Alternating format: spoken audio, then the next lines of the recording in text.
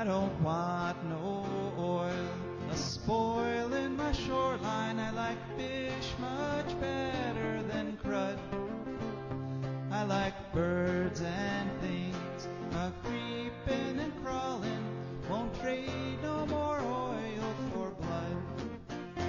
The sun done give us all we need to make this country run. But that black demon oil's got us fussing and fighting, and I do believe it's time we was done. I don't want them nukes run by them kooks who think radioactivity is fun. No more three-headed frogs or kids with leukemia. Nuclear power ain't fit for a dog. The sun done give us all we need to make this country run. But that nuclear power's got us fussing and fighting, and I do believe it's time we was done. No nukes! Good morning, Toledo, and good afternoon, Columbus, and hello to those of you listening on the internet, wherever and whenever you are. My name is Joe DeMare, and I'm here with my co-host, Rebecca Wood. And together we're crafting that amazing hour of radio called For a Green Future. For a Green Future is a program where we talk about the environment, we talk about ecology, we talk about how they affect you, your health, your wealth, your happiness. And this week we've got a good show lined up for you. We're going to be joined at 8:15 roughly by Stephany Seay, who's with the Buffalo Field Campaign. Some of you may remember we had an interview with her last year to talk about the bison in Yellowstone. But of course we have coming up at the bottom of the hour, we're going to hear from our sponsors, and then we'll have some ecological news and information and our letter from the future. My great-great-granddaughter is maintaining her correspondence with us back here 300 years in her past. And she left us on a cliffhanger last time, so. Yeah, kind of dropped a bombshell there, yep, as they say. But first, in this first 15 minutes or so, and I think I want to remind everyone that we have a call-in show here, and call in at any time at 866-240-1065. And we're going to talk about, for a while before Stephany comes on, we're going to talk about the coronavirus. And since that is, viruses, bacteria, these are part of ecology. And when something like this happens, when this COVID-19 comes and starts impacting human populations, that's when we get reminded that we are actually still a part of the Earth's ecological balance. We're still part of that web. Things that happen in ecologies on the planet affect us. We're not somehow separated from ecology, much as we like to think of ourselves. And you play around, it will slap you down to make put the balance back. Mm-hmm. Right. And we've talked before about how this virus was probably from pangolins, and now what it looks like now is the detailed story is that there's coronaviruses in bats. Bats have been around for millions of years. They live literally cheek to jowl. Those bat colonies, they clump up against each other. And so they're what's called a reservoir of viruses and bacteria. And now it looks like what happened is bats had the original version of the coronavirus, and then somehow they came in contact with pangolins, and the most likely place for that to have happened is in some of the wet markets that they have in Asia, where they take these wild animals, bats and pangolins and whatever else they can catch, and basically put them out in stalls for people to eat. Who's eating bats? I guess they are sort of like birds. Maybe they taste just like chicken. I don't know. Yeah, I've never had bat myself, but, fry it up probably. They're not very big. I'm just saying. I guess neither are Cornish hens. I don't know. Well, you put almost anything in a deep fryer. Okay. And somehow it's, You can eat it when it comes out. But yeah, so somehow there was probably transmission of the virus from bat to pangolin, and that's where it mutated to the point to a version of the virus that can then infect humans. Oh, yeah. And so here we are. And where we are is not in a very good place. I mean, our normal listenership here on the ticket, 1065 the ticket, is people heading to church on Sunday mornings. Are you someone who's decided you're not going to go to church now? Because that's a big gathering of people, and the governor has decreed that we can't have gatherings of more than 100 people. He's closed the schools. Do you think this is overreacting? How is this affecting you? One of the great things about talk radio. I mean, when talk radio was in its heyday, back in the, in the 80s and the 90s, when there were lots of talk programs, there was a spectrum of talk radio. There wasn't just the right-wing radio. You would actually have, liberal talk show hosts. There was such a thing. But one of the best things I've always thought about talk radio, where you can call in at 866-240-1065, is that it can become a community resource. We can all talk to each other. We can bring these conversations out into the public in a way that just doesn't happen on, let's say, social media, on where people can go nasty, go nuclear, between one post and another. There has to be a degree of decorum on talk radio. You can't use the F word, for example, and I think that's a good thing because it forces you to think about what you're saying instead of just blurting out whatever you want. Or at least use a series of very long, flowery-sounding words to what actually mean the F word, which enhances your creativity, I feel. Yeah, it does. Yeah. But having this forum where people can call in and actually say what's on their mind on important issues, there's kind of a therapy angle to talk radio that's not really there in any other media. People get to feel heard, which you will be heard. We will, in fact, hear you. That's right. And tens of thousands of people will hear you over northwest Ohio and southeastern Michigan. And then again, it's a very democratic forum in an era when democracy almost seems like it's going out of style. So has this affected you? What's going on? Did the governor overreact? I just wanted to talk a little bit about the virus itself, though, before we get into that. And that is that this is called a coronavirus. And just the reason it's called corona, I've learned from my research, is that if you look at this virus under a microscope, it looks like a crown because it's got all those little projectiles. Stands to reason. Yeah, you keep seeing those little pictures. Yeah. And so you see the articles. Those little pictures, and it's got those little things sticking out. And those little things those little bumps sticking out, those act like anchors, because what happens is these viruses get into your body, and using those anchors, it can hook up to one of your cells. And once it hooks up to the cell, then it injects its RNA into your cell. And it changes whatever cell it's managed to snag. It changes it into a virus factory. And so it takes over the mechanism of the cell, and then the cell does nothing but make more viruses. And it keeps making viruses until it literally gets filled with viruses and explodes. And then those, now it's released thousands or millions of new copies of the virus. And then those go around and try to do the same thing to all the other cells in your body if they can. Okay, but is that always what viruses do, or does this one do it harder and faster or something? Yeah, that is how viruses operate. Right.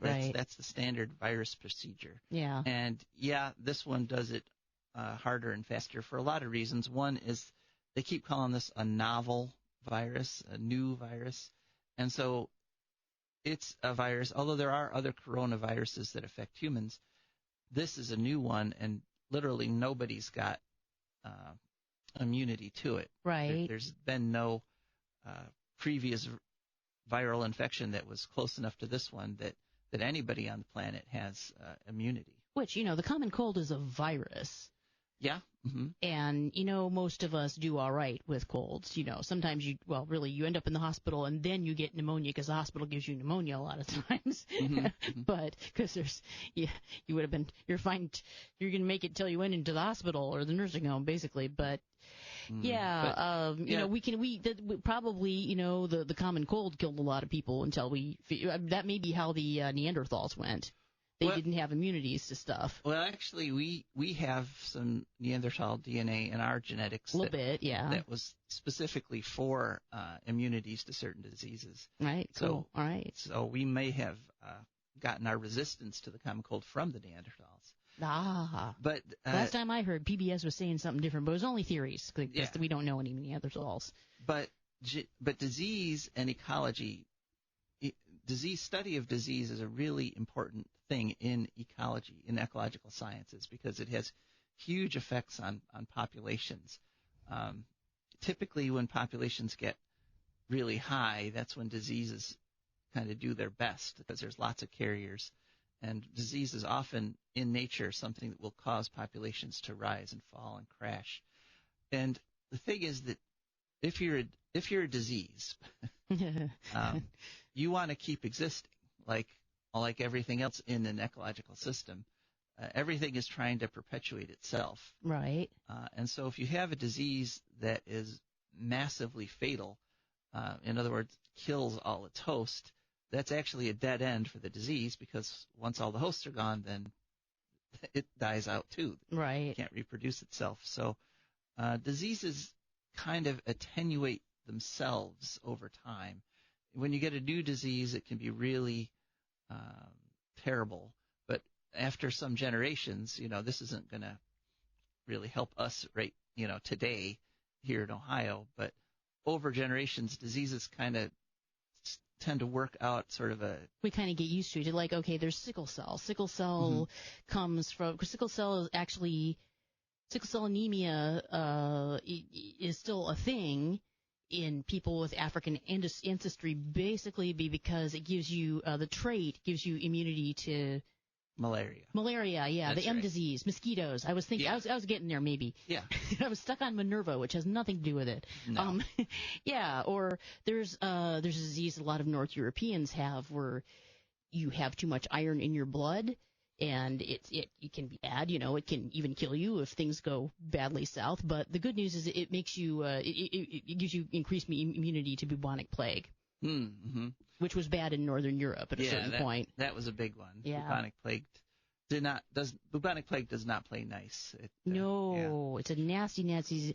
Okay, I have an idea. Call in if you have stories. If you remember anyone in your family who died of the Spanish influenza in the 1900s or had it. Mm-hmm.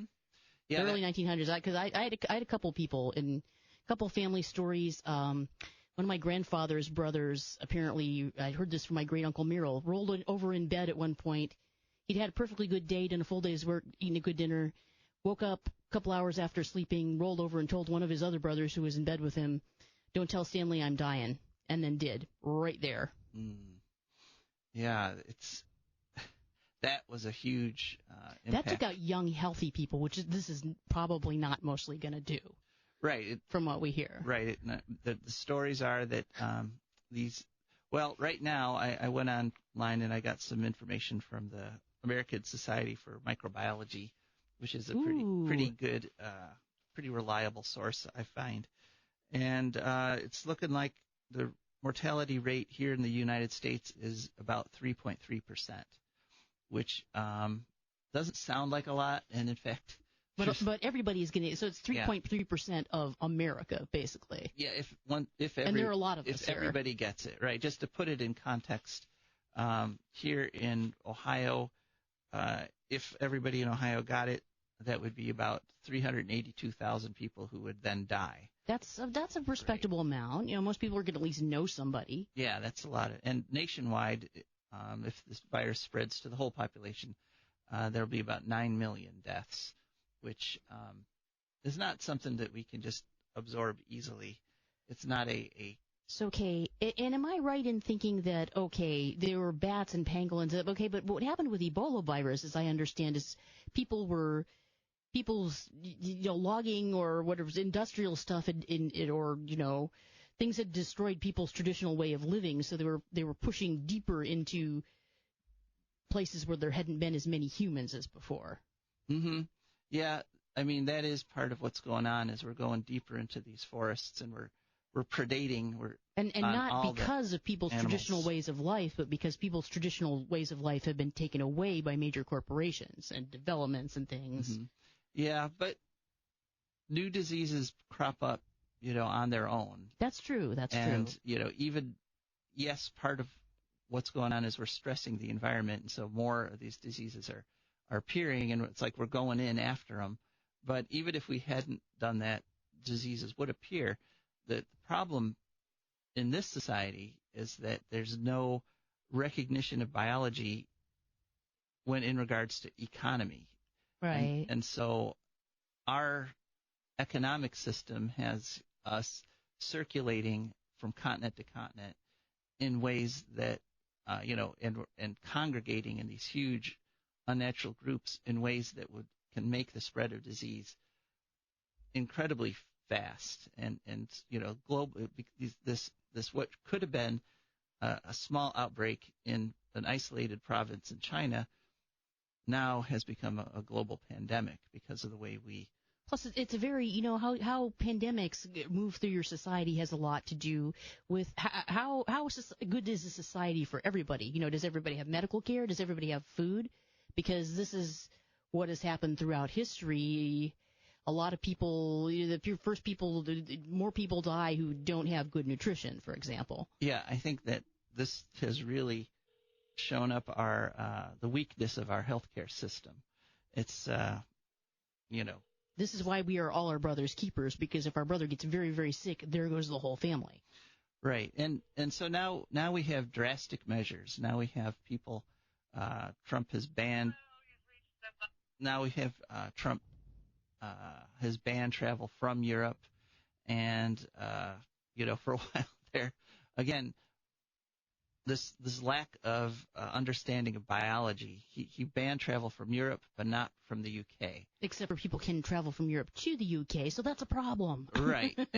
And somehow the UK viruses weren't dangerous, but European ones were. Yeah. And it's like, because people who speak English are always less scary and dangerous somehow, no matter. Yeah, let's not talk about my family, but we're from England. But they weren't sending our best people. But seriously, there should be some degree when you travel between a continent, from one continent to another. Biologically speaking, there should be some degree of isolation for a while. I mean, because it made sense, before the channel. Basically, there was this lovely piece of ocean which did, in fact, sort of. Didn't they get like the plague, for example, more slowly? Mm-hmm, right. Well, although the ships got there eventually, because even then there were sailing ships. So right, but there's been zero kind of recognition of biology in this pursuit of economy, and it should be standard procedure. If you go to another continent, you at least should get checked for fevers and easily communicable diseases. I mean, but we have this notion that somehow because you're doing it for a job, you're going to be immune. Right. If you're traveling because of work, you can go anywhere and do anything because you're doing that as part of the economic thing that you're doing so in this society. Magically pure and wholesome. No, it isn't. Right. No. The biology of it, biology trumps economy. Also, especially there's some racism going on that if you're white and you speak English, you're somehow, pure and wholesome, and not actually true. Well, no more than anybody else, I would say. I mean, to some degree, we're all kind of pure and wholesome. Yes, we have that element in us. But it varies, right? Unless we are stone-cold sociopaths, which a few people are. 1 in 100. 1 in 100, they say. Well, so that's enough of my dark view of humanity. Yeah. I'm sure none of our listeners are sociopaths. No. So 2 to 14-day incubation period. I think that's the justification for this closing of the schools, is to get as many people through that incubation period before they start showing symptoms while they're still But really, contagious. there's no cure for this. It's just slowing it down so we don't all show up in the ER at once. That's all it is.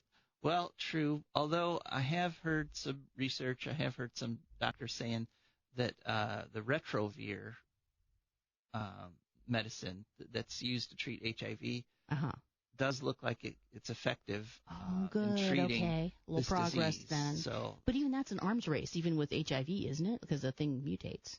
well, true, but what they've done with HIV is they have the triple cocktail. Yeah, all my viruses mutate, and they mutate fairly quickly because whenever you're making a copy, and every time a virus takes over a cell, it makes A lot of copies. millions of copies. Right. Whenever you make a copy, there can be a mistake in the copying. So it's not exactly the same sequence of RNA there. And so the virus can be slightly different. And so they can be more infectious or less infectious. And what I was trying to get at before is that there's this, when a disease enters a population, it wants to keep hanging on. And so over time, over generations, you reach this kind of uneasy level of sort of, it's not a truce exactly, it's sort of a de-escalation. The viruses tend to get less deadly, tend to cause less mortality, because that way they can stick around longer. And so now you've got like the common cold, which has been around forever, which doesn't kill a whole bunch of people, but very infectious. Everybody gets it to some degree or other, but you get over it, and so that's kind of how diseases want to be. So in many ways, coronavirus is just going through an unattractive adolescent phase right now. Yeah, you would it hasn't sort of matured and learned not to hurt people so badly that it destroys too many of its hosts. Right. Yeah, exactly. That over time the selection process would select the less lethal version. It'll grow up and just make you miserable for a few weeks eventually. Yeah, but that's generations down the line. Right. Like I say, that doesn't help us here now. And the thing is, okay, there's been a sort of an ugly social Darwinist component to that a lot of people are online saying stuff like, oh, it's only going to kill immunocompromised people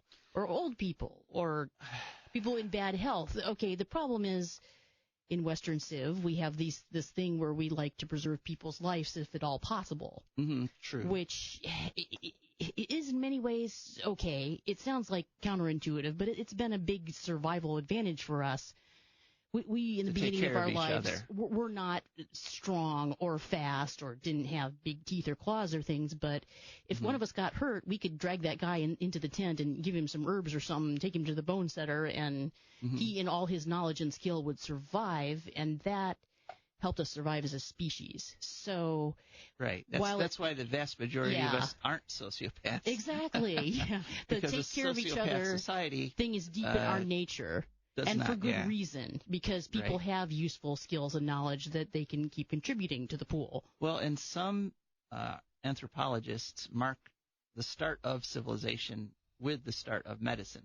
Right, makes sense. When people start taking care of each other, when there's signs, in the fossil record, this person had a broken bone, but it was actually treated. Yeah, that's the point at which some anthropologists define civilization itself. Or we found this guy in the grave. We looked at his bones. He was in agony for like 10 years before he died, but they kept him going anyway. Right. Right. Well, I guess they liked him. Yeah, he couldn't have survived without help. Right. And so, if you're a civilized person, you want to take care of other people. I mean, by definition. So these people that are on people Facebook think we're now, like lone wolves, but we're a little bit that, and we're a lot kind of more bees or something. We're kind of a communal species. So the people that are on Facebook now saying, oh, this isn't serious, it's only going to affect 3% of the population. I think when it gets real and they lose a bunch of relatives, they're going to talk different. When they lose their cousin who's on chemo or somebody who has AIDS, and then maybe somebody, if you feel grandparents that they forgot they actually liked, they're going to be singing a different tune. Yeah. Well, it's 8:25, and it looks like our hoped for guest has not called in yet. So this is. Part of it is, I think, maybe that they're 2 hours earlier, so this is like, oh no, an unreasonable hour for them to get up. or who knows what could be happening out there. The people in the Buffalo Field campaign are living this really intense life, going out there with the bison. Actually, something could be going on with a group of bison getting hunted right now. I mean, that could be what Stephany's up to, why she hasn't been able to get on the line.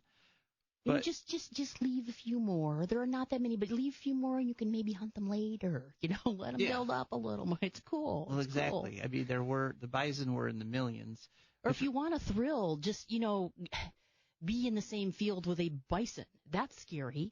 Yeah. It's scary and awe-inspiring and amazing. Bison are really exciting close up. Oh, they're I've been close up with just a little chicken wire fence between me and the bison, and it was exciting. Mm-hmm.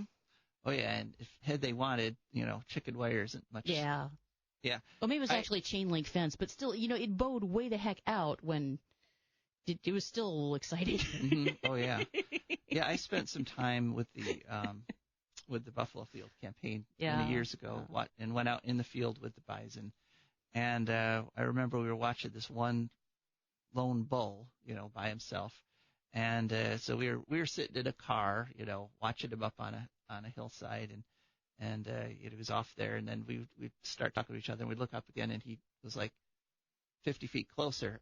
we hadn't seen him move. He'd got interested in you. And so then he got, we had to do a shift of like 8 hours. So we were there, and we'd get talking again and look up, and he's at 100 he was trying to decide closer. if you were a bigger, sexier bison who was after his ladies. I'm not sure what was going through his head, but as you say, as he got close, they're an awe-inspiring animal. Yeah. They just are. They're just huge. They're like little mountains walking around, and seeing one in the wild, and we didn't have a fence between us. Yeah. But we didn't get too close. And they can run pretty fast. When Yeah. they want I mean, to. one of the things you learn if you're out there watching them in the wild is to respect them. Yeah. Give them their space. Yup. Be very polite to Mr. Bison. Right. And actually, another reason I wanted to talk about it today is my wife and I just drove from Denver to Bowling Green, which is like a 24-hour. We were driving through. So we think this is an amazing show, but we're kind of amazed by everything right now. Yeah. I didn't go, but I, for other reasons, did not get great sleep. So, coffee's amazing. It's amazing we didn't drive into a truck on the way here. A lot of stuff is amazing to us. Right. But we drove across the Great Plains. Right. And it was wonderful driving there. I saw sandhill cranes. And, ooh, cool. And actually, there's a lot of wind turbines in some places there. It depends on who's in power. If it's the Republicans in power, there's no wind turbines. If it's Democrats, there do tend to be more wind turbines. But we were talking about the emptiness of the plains, and my wife and I, and we realized that it's not that the plains are empty; it's that they've been emptied. Because there should be a herd of something like 10 million bison wandering around in those plains. And a few wolves circling them to see if any of them look weak and sickly. Right. Bison and wolves. All the time. And are you feeling okay, Mr. Bison? Are you feeling a little peaked? Want to play? They're kind of like nature's doctors. Yes.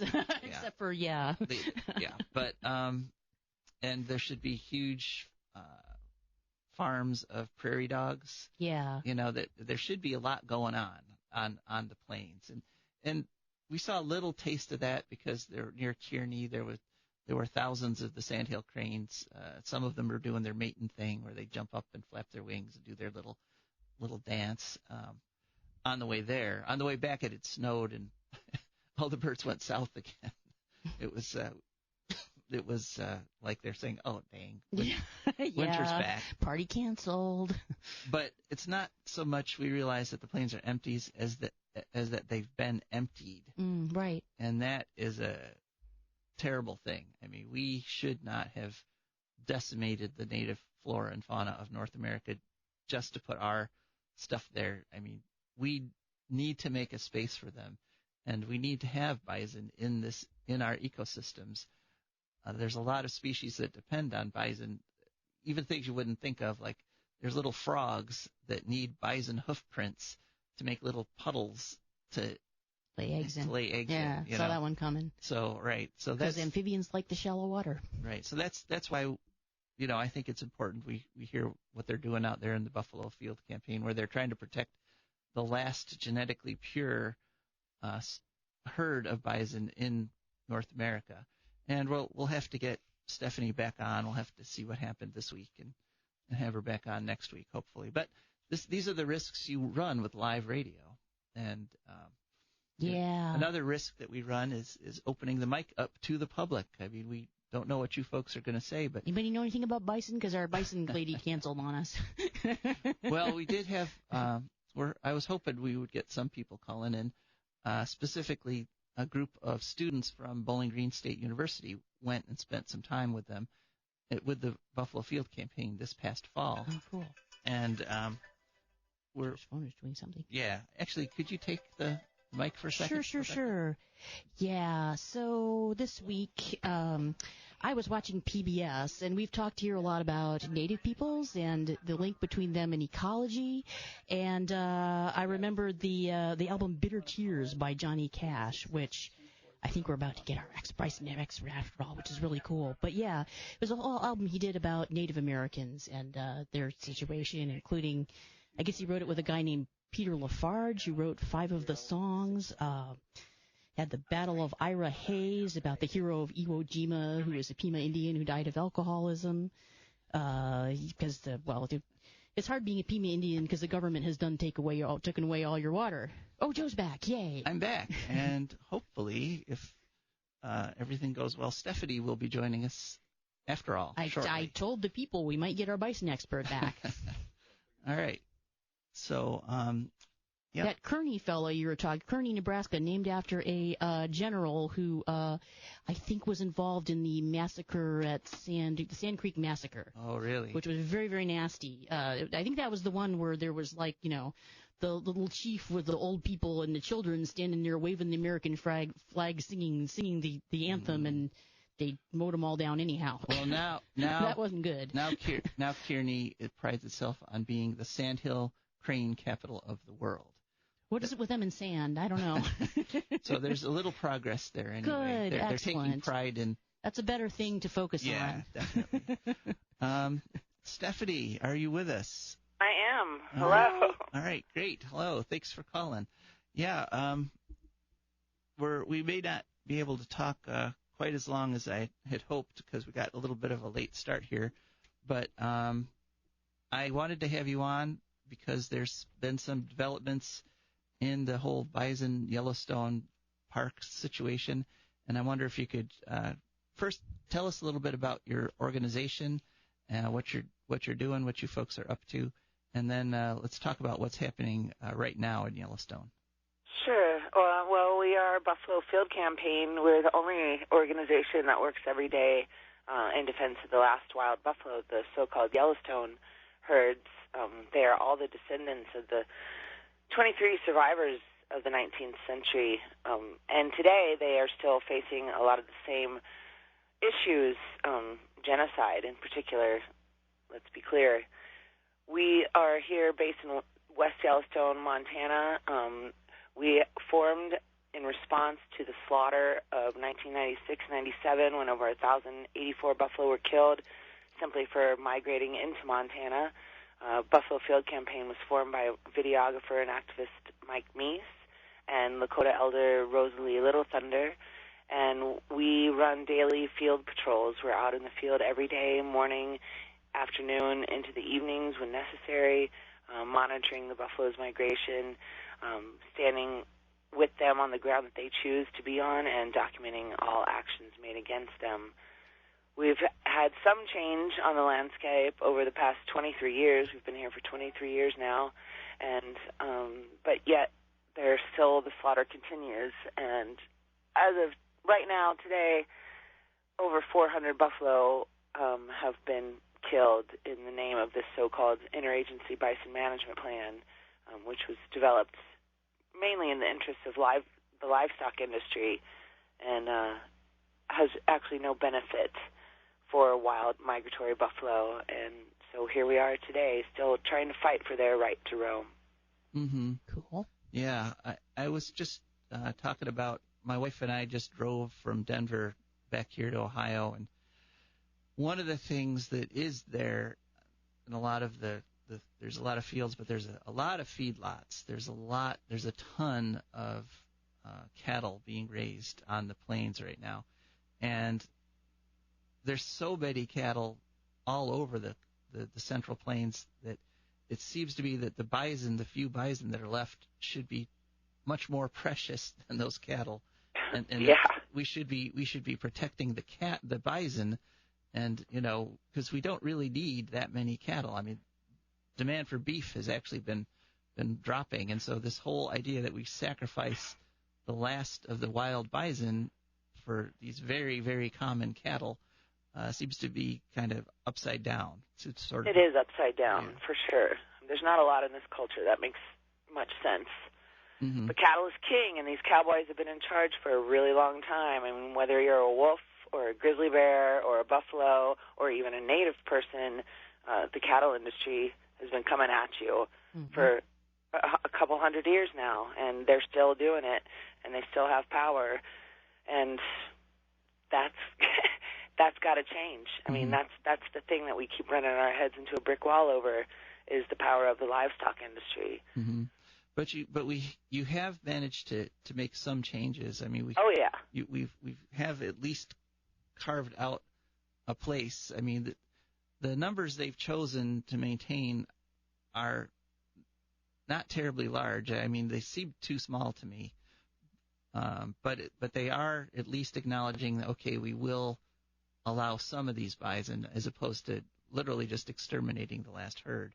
So sure. I mean, there was a time in our history, and it's because of our presence that this has changed, where any buffalo that walked into Montana at any time was gunned down or rounded up and captured and sent to slaughter.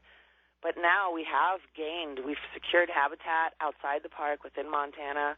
There's very limited, there's almost limited to no hazing operations anymore, where they would get chased by helicopters and horsemen and law enforcement to go back into the park.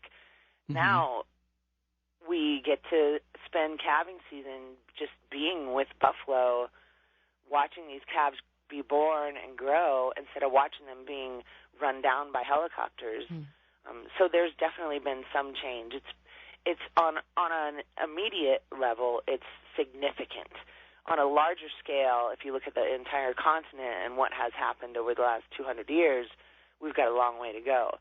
Mm-hmm. But right now, for these buffalo on this landscape at this time, there's been definitely some very positive changes that have occurred, and we now can enjoy and celebrate calving season in a way that we didn't used to be able to do. It used to be, we would see the buffalo would come, and it's time for calving season, and then it's like, oh no, the helicopters are going to come too, the horsemen are going to come too, but now they're not here. They can't anymore. Well, and so we're thankful for that. That is great. And the states and the federal government spent millions of dollars on that horrible hazing project, and I'm glad to see that money is no longer being wasted doing that. Stephany, you have spent many years out there with the bison, and I've been following the Buffalo Field campaign for a long time, and there's an aspect to bison that I think people haven't really heard a lot about that I'd kind of like you to just sort of give an introduction to, and that is the idea that the bison actually have their own culture. I mean, we think of culture as being a uniquely human thing, but I think you have seen some things that show that bison actually have a culture of their own. Could you talk a little bit about that? I can, a little bit. I mean, it's kind of something you almost need to just experience for yourself, but the buffalo, they're a nation unto themselves. They are a people who are, when you take the time to listen, when you take the time to watch and observe and listen, you find that they're the greatest teachers you could ever meet. They care deeply about one another. They take care of one another. if a comrade is injured or wounded, they will help you out. They will come to your aid, and they will try to help you out. If one is shot or killed, they will come and they will mourn you. They will celebrate the life that you led, and have funerals, mourn you. And they also, calves are never left alone. If a mother dies or is separated from her baby, the rest of the herd will come, and there will be adoptions. Buffalo do adopt and take young ones in that have lost their moms. There's so many intricate, deeply profound things that the buffalo do and teach us. Even just the simple way that they walk the earth, every step is like a prayer. You can hear a drum beat. You can see the prayer. It's all right there. They've been taking care of this earth for a very, very long time, and it is so sad and so shameful that humans and their greed can come in and attempt to destroy that culture. They're very much, if you pay attention to elephants, you'll see a lot of similarities with the buffalo. So culture, so people can understand this, culture, what that really means is doing things a certain way when there's other ways you could do it as a group, but you want to do it this way because that's the way all your relatives do it. Well, it's when you have options. And they pass the knowledge on to succeeding generations on it's how not to instinctual. do things. You're doing it that way because you learned it that way. Mm-hmm. Right. Yeah. Yeah. Well, and I think one thing that's important to emphasize is that you mentioned the elephants. The bison increase the fertility of the land just by living on it and the way they live on it.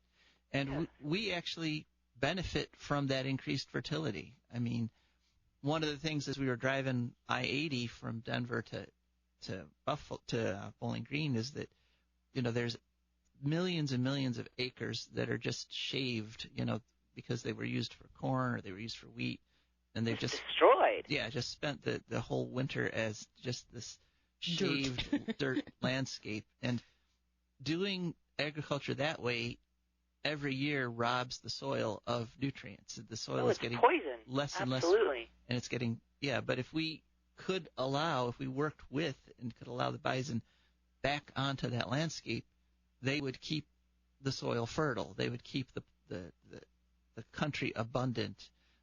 Right now we're on a downward slope in terms of soil fertility, and having animals like bison back in the picture could restore that naturally. Absolutely. They know what to do. I mean, they've been doing it for tens of thousands of years. It's the human that needs to change. Yeah. And it's the human that always wants everything else to change.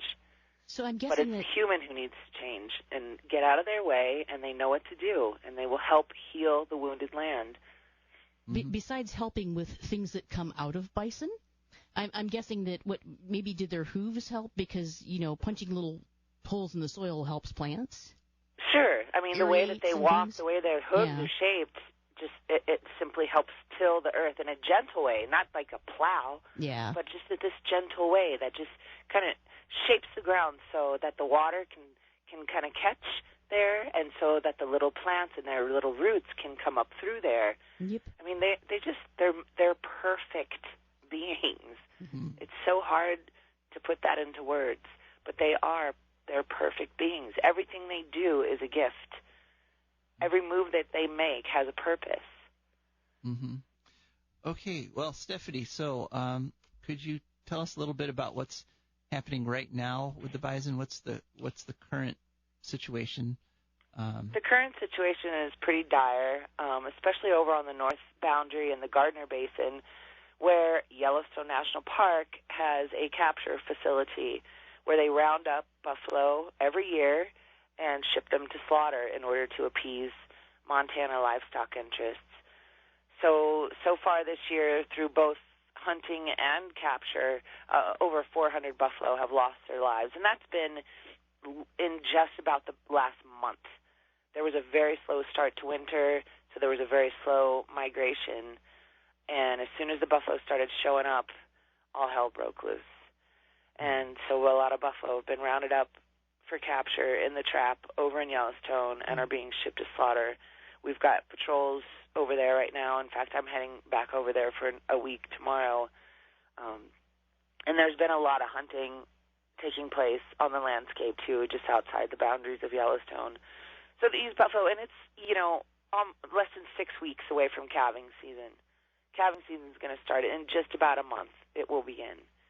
And adult females who are carrying the next generation are being run through squeeze chutes, loaded on those stock trailers, driven for hundreds of miles to cold, concrete slaughter facilities where they are killed. And they're also being shot by hunters at this time as well. So it's we can't wait for the end of March, because once March is over, the killing stops. All right. Well, hang in there, Stephany. Yeah. If people want to find out more about your organization, what can they do? Visit buffalofieldcampaign.org, buffalofieldcampaign.org. We're also on Facebook. Just give a search, but it's Facebook/Buffalo Wild. And we also put out a weekly email update from the field where you can find out what's been going on and what you can do about it. And there's lots of different things that people can do about it. We also are in need of volunteers. Right now we have a kind of a small crew, and things are getting really, really busy. So if you can, take some time. We provide room and board and gear and training. You just have to get here, and then, the rest will fall into place. Always monetary and in-kind donations are helpful as well. But just to learn more about our organization, who we are, what we do, buffalofieldcampaign.org, or find us on Facebook. All right. Well, thanks for joining us, Stephany. Thank you so much. Sorry for the late start. Oh, that's all right. You're always welcome. Thank you. Late or on time. All right. Thanks, Stephany. Bye. This is one of the things I remember from the Little House on the Prairie books, which I read as a child. In Little House on the Big Woods, Pod does some hunting, and one of his things is that he won't do any hunting during breeding season and calving season, because you got to leave some to mature for the fall. It's just not only humane, but good practice. You let the hills boulder up, and then in the fall, when you need to have meat to make it through the winter, you got more meat. Right. Well, and one thing that we need here on For a Green Future is our sponsors. And For a Green Future is brought to you by the Wood County Park District. The Wood County Park District is a natural resources conservation agency. They protect natural spaces, maintain quality green spaces. They provide engaging programming, and they teach people to love and respect nature. They restore wildlife habitats, and they lead people on outdoor adventures. Maybe not quite as intense as the outdoor adventure you'd have with the Buffalo Field Campaign. Yes. But very nice, very pleasant adventures. We're kind of frogs and wildflowers, not so much a buffalo bearing down on you. Right. Although, ultimately, I think we should be. I think there should be some bison wandering around in these parks. But that's my personal opinion. Right.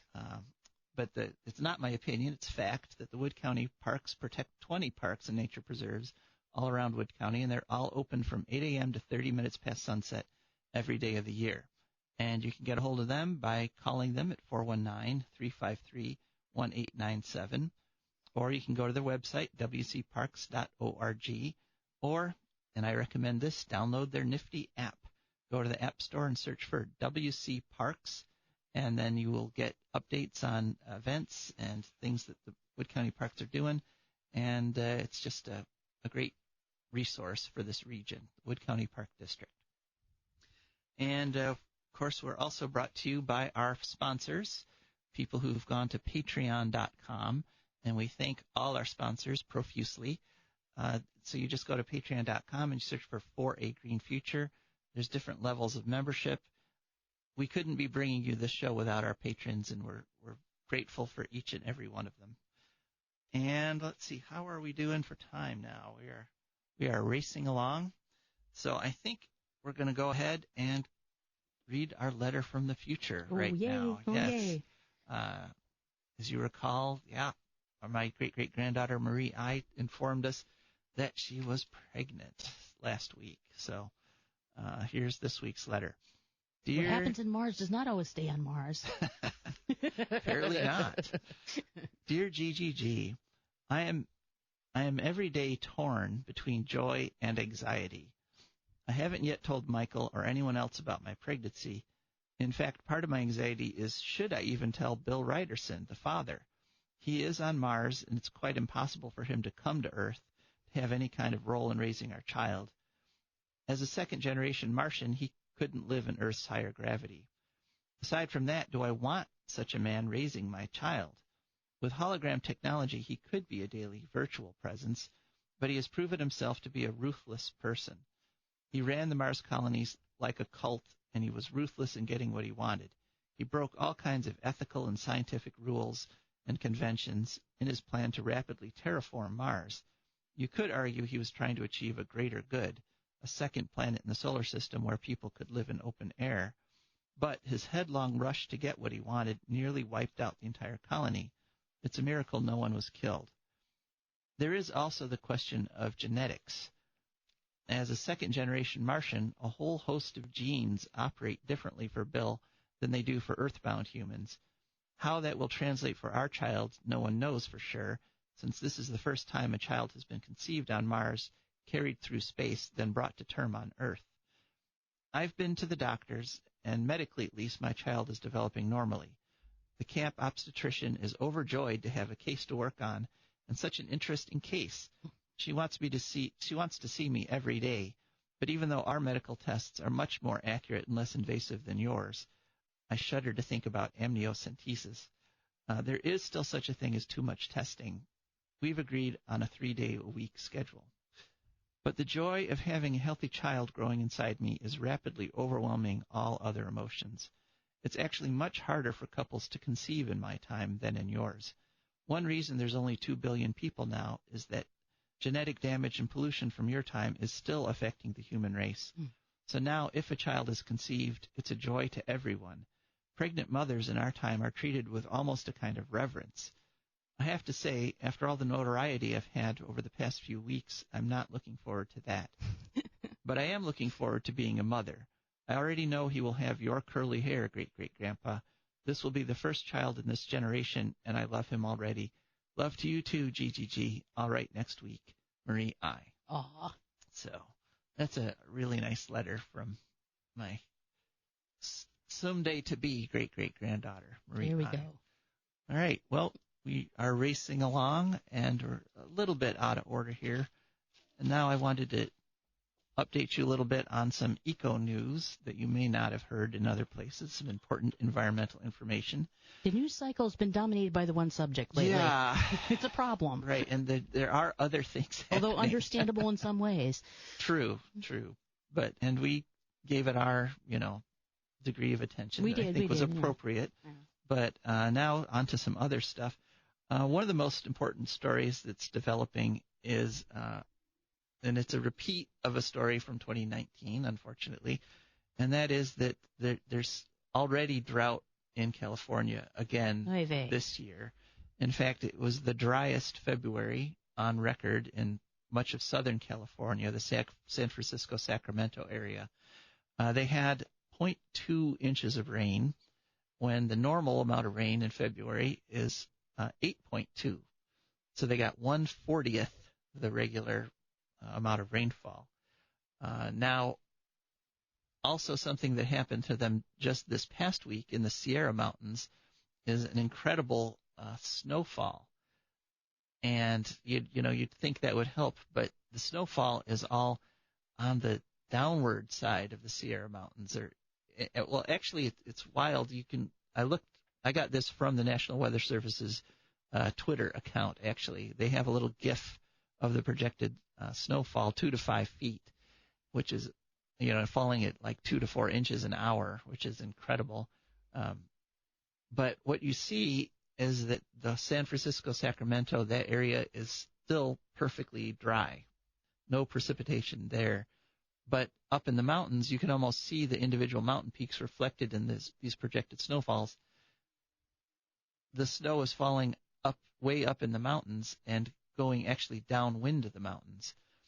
And One Okay, reason. is that the California side or the other side? Well, it's still in California. Okay. But it's way up. And the reason I wanted to bring this up is that one of the effects of global warming is higher cloud levels. Literally, the clouds are going to form higher up in the atmosphere.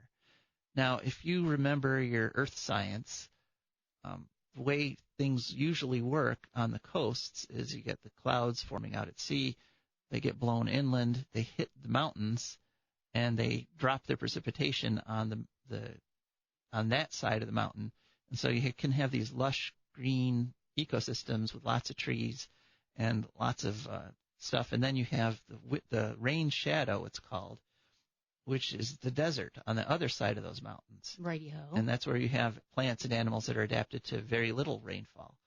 Now, if you start raising the clouds, literally making the clouds higher, you can mess this up. Rain shadow much bigger now? No, opposite. Opposite. The rain shadow, the clouds get over the mountains and drop the rain on the other side, so you lose your lush rainforests on the mountainside. So as the feminine hygiene commercials go, this moisture is not where it belongs. Sorry. That's not Joe's fault. Yeah. It's all me. Right. That can happen. So you can get a lot more moisture in the desert and a lot less moisture on the side that usually gets lots of rain. Rainfall is projected to increase with global warming because the carbon dioxide can hold more water. Right. And so there's going to be more rain. A lot of projections are saying that'll be offset by the increased evaporation. So even though you have more rain, you still end up with more desertification. It's just a whole nasty mess. Yeah. The Earth has settled into over the past some tens of thousands of years, they're settled into a very nice little pattern of, where the rain falls and where the deserts are. And, we took advantage of that to create our civilization. Yeah. As far back as Egypt, the guy got to be the pharaoh who could predict the weather and the rainfall and stuff. Yeah. Right. And it's in the Bible. If we mess that up, our civilization literally might not make it. Yep. So remember, get off carbon, don't buy a gas guzzler. Just watch out for each other and take care of each other in this coronavirus world. But Rebecca and I will be here to help you along. We'll be back next week. This is Joe DeMare. And Rebecca Wood. Signing off. It's time we was done. I don't want